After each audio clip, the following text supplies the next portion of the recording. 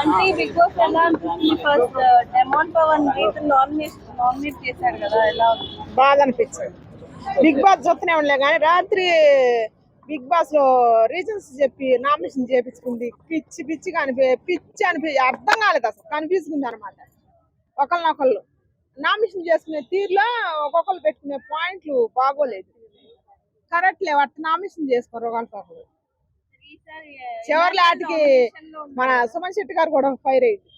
అంత మంచి వ్యక్తి.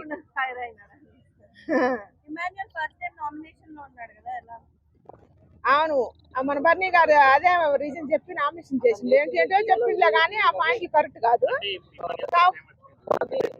ఎలిమెంట్ కాడు, ఎందుకంటే ఇప్పుడు తెలుస్తుంది అనమాట మన ఇమానుయేల్ సత్తా ఏందో.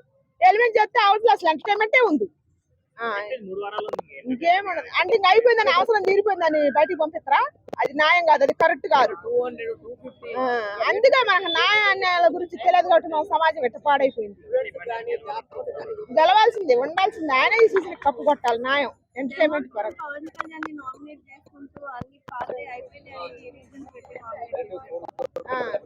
కరెక్ట్ అనిపించలే నాకు. మాకు మంచి ఫ్రెండ్స్ ఇద్దరు రివర్స్ చెప్పి నామినేషన్ చేసుకోవటం కరెక్ట్ అనిపించలేదు.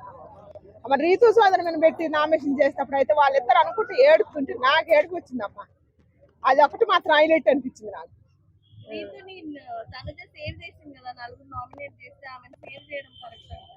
ఎవరు ఆమె చూసుకొని సేవ్ చేసింది.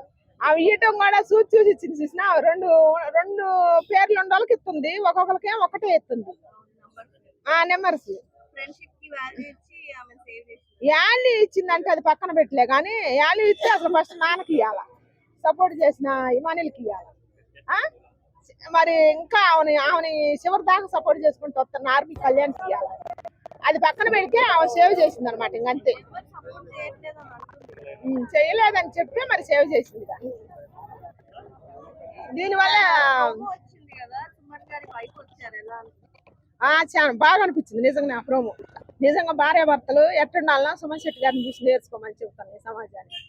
అందంతో పని లేదు, హైట్తో పని లేదు, మనసుని చూసి భార్యాభర్తలు కలిసి ఉండాలని కోరుకుంటాను నేను కూడా. వాళ్ళిద్దరిని చూసినాక కొంతమంది అందాన్ని చూసి మోసపోతారు, హైట్ తక్కువ ఉండాలని హేళన చేస్తారు. ఈ ఇద్దరు జంట చూసినాక బుద్ధి రావాలని కోరుకుంటున్నాను. బాగుంది.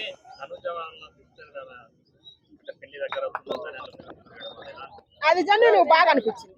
గేమ్ పరంగా దాని పరంగా తీసి పక్కన పెడితే ఇది జన్యున్ ఫీలింగ్ అనమాట. అక్కలు చెల్లెలది, వాళ్ళ సిస్టర్ పెళ్లి కదా, సొంత అక్క ఫీల్ అయ్యేది. ఆ ఎమోషన్ కరెక్ట్ అనిపించింది. అక్క ఆశీర్వాదం తీసుకోవటం ఆ ఫీల్ అయినా, నిజంగానే ఫీల్ అయింది నేను కూడా. నాకు మక్క కుదురుకొచ్చింది. వస్తుంది అనుకుంటాను నేను. సంజనా గారికి అసలు ఫస్ట్ ఆమెకు పంపించాల్సింది తనుజ గారికి పంపించారు.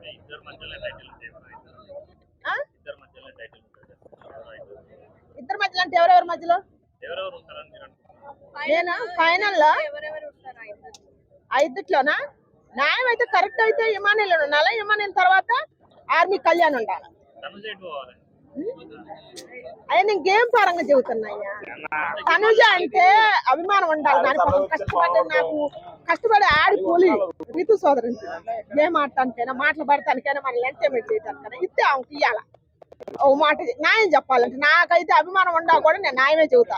మీ ఇష్టం, మీరు ఏమన్నా అనుకోరు, నాకు సంబంధం లేదు. అయితే డిమాండ్ పవన్ గేమ్ విషయంలో శిల్పపులి ఆడినట్టు ఆడతాడు. హౌస్ లో పని చేసినా కూడా ఆయన చేసే శాఖరి గాని రాట్లా. ఈమెను హైట్ చేయటం వల్ల ఈమెను కానొస్తుంది, అంతే. ఏం లేదు ఆడ తేడా. మాకు న్యాయం కావాలా, మేము పెద్దవాళ్ళం కాబట్టి మాకు ఎంటర్టైన్మెంట్ కావాలా, మేము చూసుకుంటాం. మీ యూత్ మీ చేతుల్లో ఉంది న్యాయం అన్యాయం. విన్నరు ఇమానుయేలే. నేను అసలు రాజీ పండి చివరి దాకా కూడా ఈ సీజన్ కి కమిడీనే హీరోవు విన్నరు.